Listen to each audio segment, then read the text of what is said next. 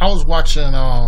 First thing first, before I start this, let me give a shout out to my fellow brother in arms, Tarian Rain, man, for hitting me up on this. And I was watching his video the other day of Thugs Everywhere, which basically I got my own version of Thugs Everywhere, but it's more on the borderline of White Thugs Friday, as I go ahead and I continue to put stuff out to dispel the myth of quote unquote black on black crime, which is kind of relating to this motherfucker right here. As I prove through the links and the proof of the 2015 FBI crime in the United States crime stats, that who commits the most crimes in this country. And normally today's Friday, and I normally do my White Thugs Friday show, but on this case I didn't do a Coon Hunters Thursday, so I'm integrating both of these into this one video, and as well as a little bit, let's take it back. This is my special, not a throwback edition, but I call it it's throwback, but I'm titling it, Let's Take It Back. And see, when it comes down to a lot of these coons who basically had thuggish behavior, Torian did one with Mr. Potato Head, Mushmouth, Charles Barkley, or Charlene Barkley, as I refer to him as, because I thought he could wear a dress and makeup and heels and all that other stuff. But this cocksucker right here, y'all know this is former alumnus, University of Miami Hurricane alumnus, former Baltimore Raven, All-Pro linebacker, Super Bowl MVP of Super Bowl 35,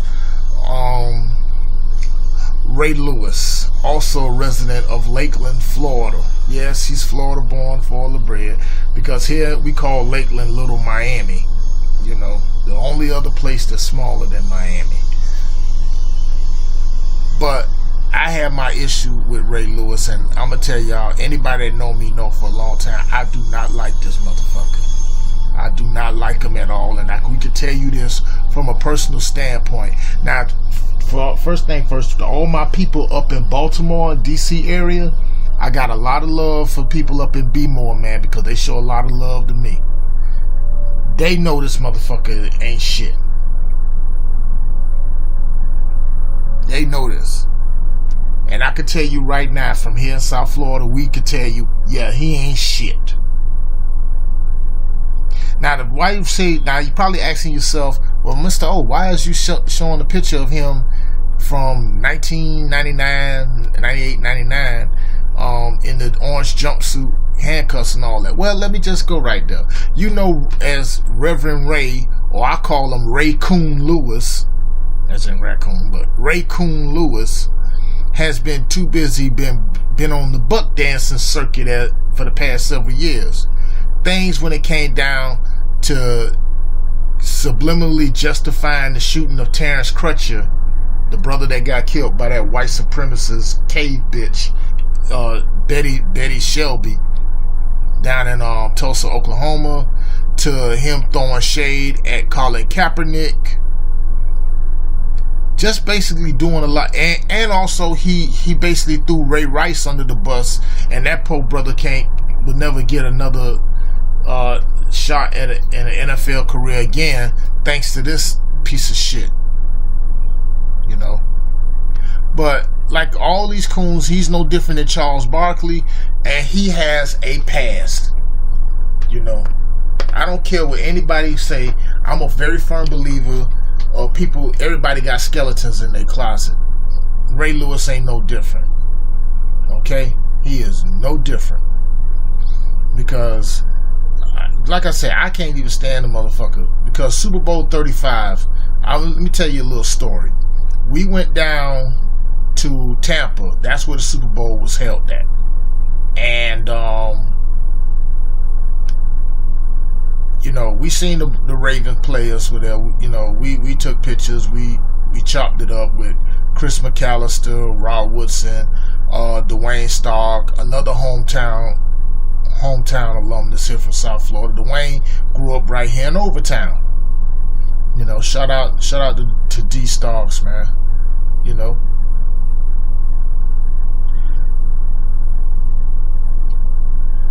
And when it came down to this cocksucker here, he didn't even want to take no picture. He didn't want to take no autograph, no nothing. He's walking around with a couple of his little goons with him and all this other stuff, thinking that he's big shit.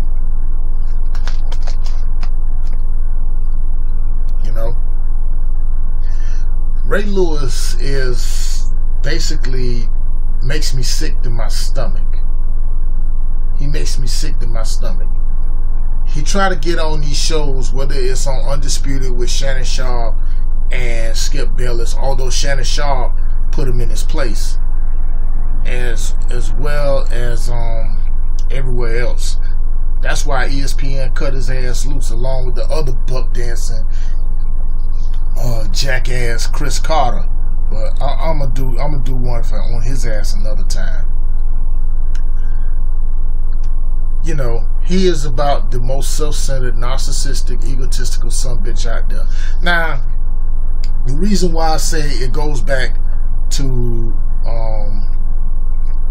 this is, y'all know that on Facebook he put out a video from his prayer tower down here in South Florida, talking about black on black crime, and using my favorite city besides here in Miami, my home city, Miami, but my favorite city, my other city that I feel such a strong connection to, Chicago, as his talking points. Typical out the white supremacist coon sympathizer playbook. I wish I could. Had the audio here, but I might have the audio and then I post a link to it.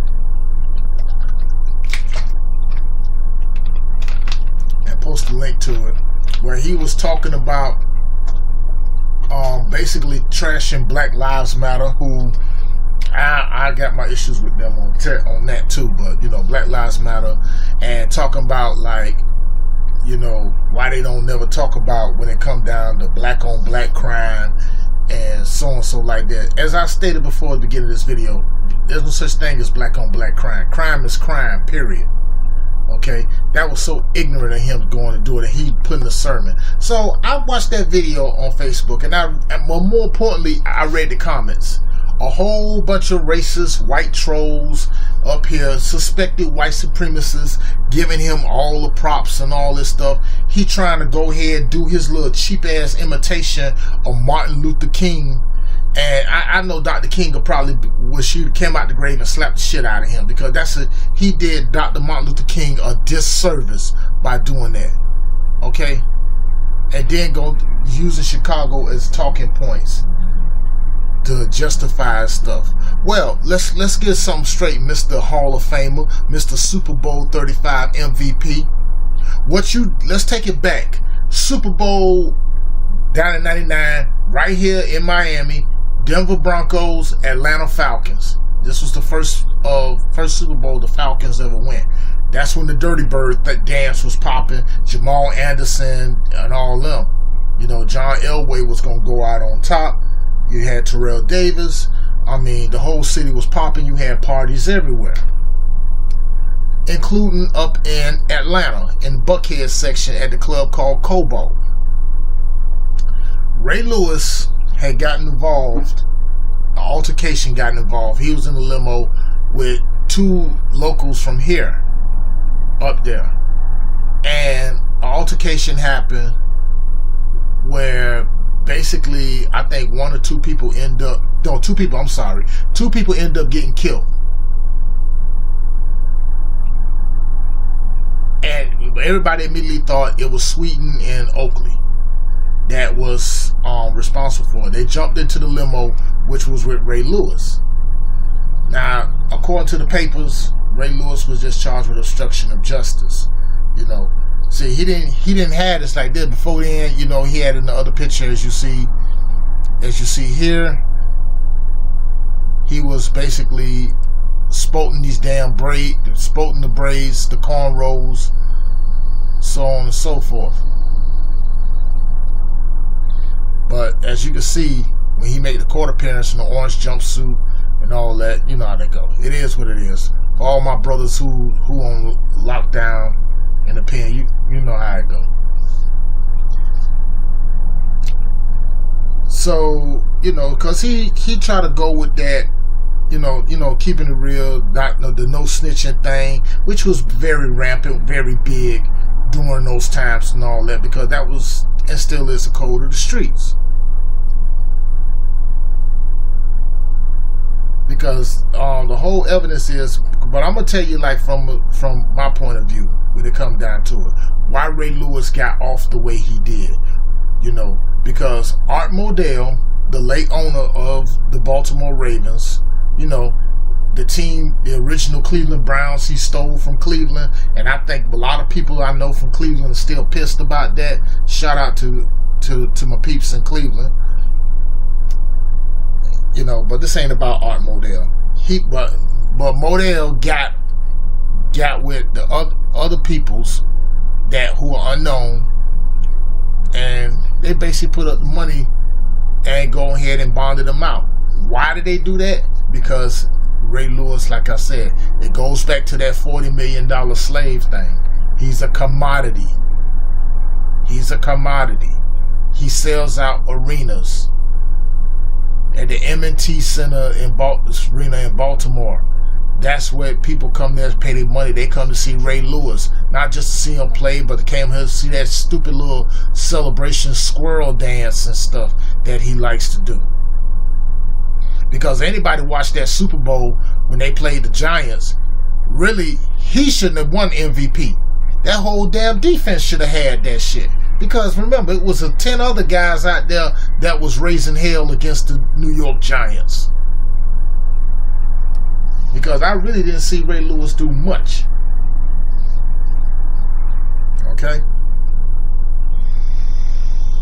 But that goes right back to that. Because, you know, Ray Lewis did a lot of things. We've seen him a lot, like on Miami Beach. You know, he rolling around with Birdman, Cash Money, you know. He basically associated himself with quote-unquote thugs. And I don't mean thugs as in a racial term. I mean thugs that were basically, I'll say goons. I'll put it that way. You know what I'm saying? I'll put it that way. You know, because I know some of these fucking trolls gonna come on this channel and start with that bullshit. But let's just fast forward to right now. Now all of a sudden, Mr. Adversity, Mr. This, Mrs. That, when he spoke in that damn video, which showed his coon card, talking about saying when we was in slavery, it was togetherness. Let me repeat that again. When we was in slavery, it was about togetherness. How the hell he gonna say something like that when, as of right now, he's looking like a damn slave, handcuffed, orange jumpsuit, and everything? Yeah, you together, all right. He's together with them handcuffs. He's together with that orange jumpsuit at that time. So yeah, he should know something about togetherness. He did us a total disservice. But he quick and ready to make that video. You want to talk about black on black crime? Well, Mr. RayCOON Lewis, Reverend Ray, as Taurine would say, what you did in Atlanta at the Cobalt in the Buckhead section of Atlanta, that was quote unquote black on black crime. And now, you know, he's making his circles around these other little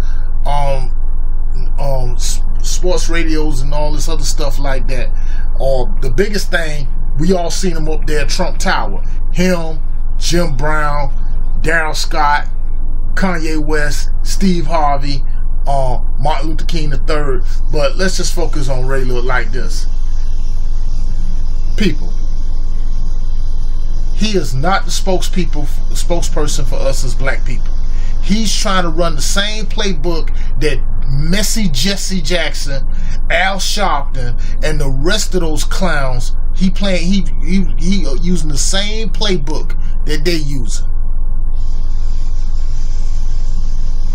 Because I'm saying he doing master's bidding. That's what he doing. But like I said, like Tareen said, and like I said, all these jokers got a pass. Just he no different than Charles Barkley. Ray Lewis was still out there. He was out there thugging.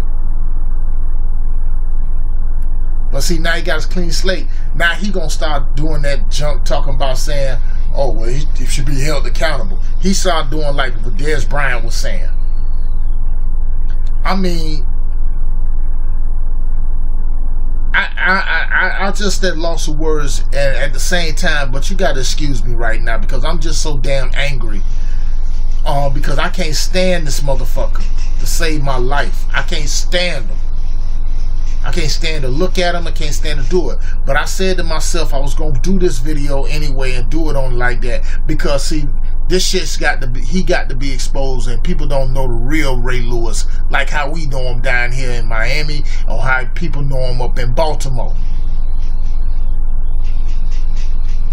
Alright?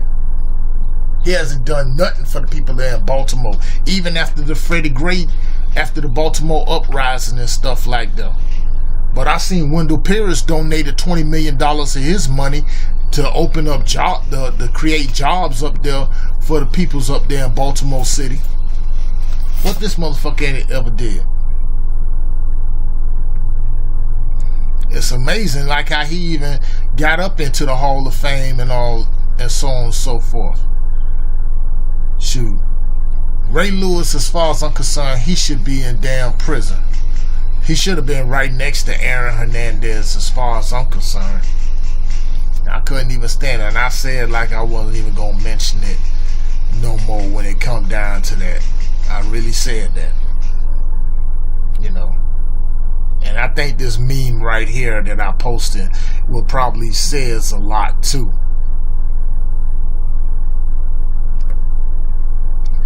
But Ray Lewis is just my little thing. The beginning, the pilot chapter, and you're gonna see a lot more of me doing this more often now. It's gonna call like the Take It Back specials. But all these jokers that's out here cooning and buck dancing, whether they pro athletes or whether they entertainers or whether they just straight jackasses, regular Joes, they all got some type of past that would incriminate them. So in order for them to stay free, they got to go ahead and do the one thing they do, and that's throw their own kind under the bus just to satisfy this. You know, that's why I've always said, and I say it again, why we should never look up to athletes and entertainers as role models for our babies. Brothers got to start stepping up and start being parents to their children. You should be role models to them. Not some idiot like this. Not Charles Barkley. Not Stephen A. Snitch. Not Larry Elders or David Clark or Jesse Lee Peterson's or the other two coons that I've known about for a while. You got a pen and paper, write this down. Write these names down. David Webb and Dina Borelli. I'll leave the names in the description of those two. You know, Anthony Mackie, O'Shea Jackson Jr., all of these rest of these jokers out here buck dancing and all this.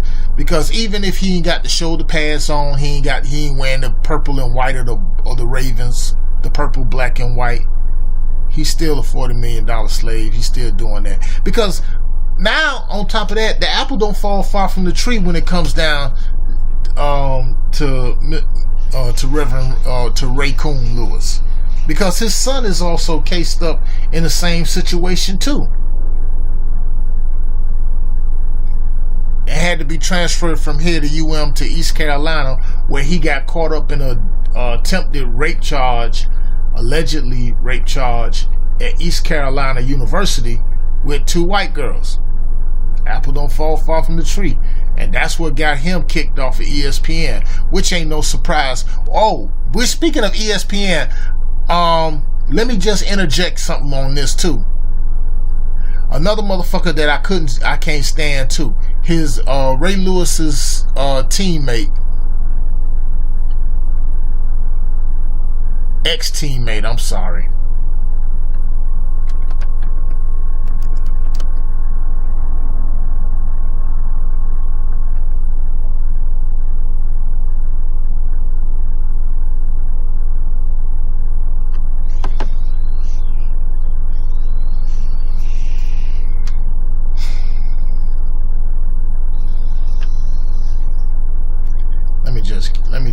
Let me get in this real quick. Let me go in real fast, dog. Just give me 1 second. I got y'all.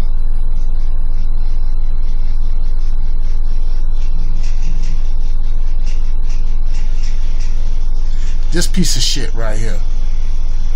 Trent Dilfer, gone from ESPN. Gone. I'm gonna leave the link in the description for that.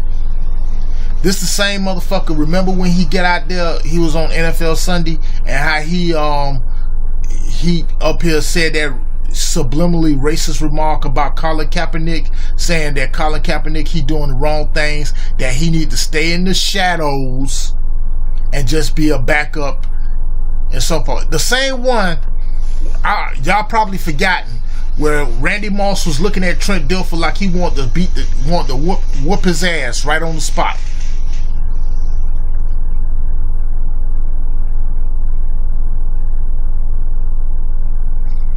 That same situation right there. Let me see if I can find that for y'all real quick, family.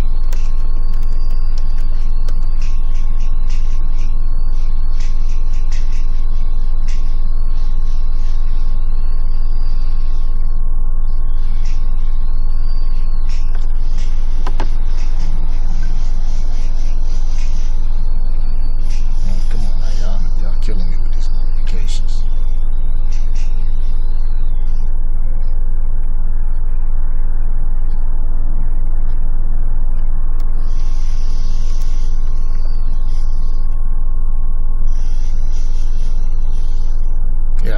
Let me just go ahead. I'm gonna blow this up real quick and just show it to y'all, man. Cause Randy Moss wanted to beat his ass. I know he did, cause I was feeling the same goddamn way. And at the same time, Charles Woodson got on there and he basically G-checked Trent Dilfer. That should bring back a memory. Randy Moss wanted to beat his ass right there, wanted to swing on him. That, you know, and that's when he was saying that stupid, absurd shit about trashing with Colin Kaepernick. And, you know, like any other white supremacist, you know, and that's what Trent Dilfer is. Excuse me. And that's what Trent Dilfer is.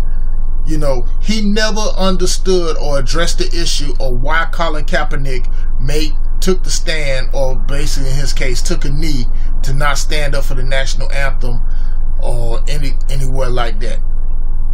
Which basically goes to show you that this cracker here, he is very inconsiderate when it comes down to people that don't look like him. And he think he trying to convince Randy Moss. Randy Moss about to get ready to jump up there and beat his ass. You know? But Moss just thinking subliminally, because he's an Aquarius, so he's 50 steps ahead of a clown, like a duck like this. Okay? And second of all, happy belated birthday, Randy. Like, he said, man, you best better be lucky this is my first day on the job. But I watched that whole segment, and Charles Woodson eloquently, very eloquently put into perspective that even a sixth grade moron like Trent Dilfer could even understand. Because see, Trent Dilfer grew up in a small Northern California town where he never interacted with black people or any other person of any different ethnicity. But let's just bring it concurrent. His ass is gone from ESPN, because the reason why ESPN, they're losing subscribers, people stop watching them, and we know the reason why. It's because of Stephen A. Snitch buck dancing ass. So, saying like that, they cut their behind loose. And see, you're gonna see a lot more of that going on. Now that you got the psychopath in the White House, although that doesn't correlate with that though, but it's a trickle down chain reaction. But yeah. So for people like myself who can't stand Trent Dilfer, although bitch you ain't did shit, a mediocre quarterback who didn't do nothing in the Super Bowl, you only won because of you was on a team with a hell of a defense. It's gone from ESPN. I definitely wanted to bring this up in there like that, but I definitely wanted to address this cocksucker. So you're gonna see a lot more of me doing the Let's Take It Back editions. You know, normally I do the White Thug Friday thing, but it's kind of, and Coon Hunters Thursday was yesterday, but due to my schedule, you know, I had my schedule and time, and I was into other things, so therefore I couldn't really get like the way I want to get it. But I just made this quick one right here to go ahead and address this. So as far as Ray Lewis, fuck you and the horse you rode in on. Shoot, Trent Dilfer, good riddance to bad rubbish. Both of y'all deserve each other.